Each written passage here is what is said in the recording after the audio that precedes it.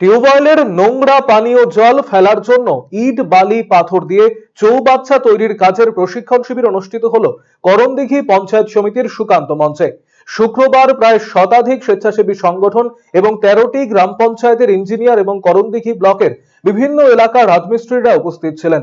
পানীয় জল ফেলার জন্য চৌবাচ্চা নির্মাণের পদ্ধতি নিয়ে বিস্তারিত আলোচনা করেন উত্তর দিনাজপুর জেলার coordinator sanitary officer Prasun Chatterjee.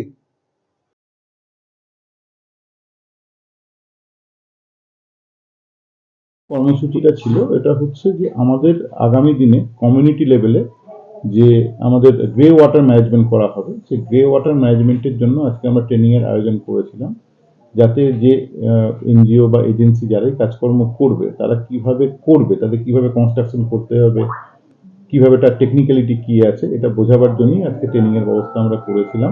ওনারা এক্সপার্টাইজ দিলেন যে কিভাবে করা হবে, হাতে কলমে পুরো দেখিয়ে দিলেন এবং প্র্যাকটিক্যাল জায়গাতে যখন যাওয়া হবে কিভাবে কাজটা হবে, কোন কোন বাড়ি থেকে কিভাবে কাজটা এসে ওখানে জুড়বে এবং পাইপ লাইনটা কিভাবে এসে সেখান থেকে সিল চেম্বার এবং সিল চেম্বার থেকে হয়ে সেটা আপনার লিচ পিটের মধ্যে যাবে, এটাকেই আজকে আমাদের এখানে ইন ডিটেল আলোচনা করা হলো এবং বোঝানো হলো।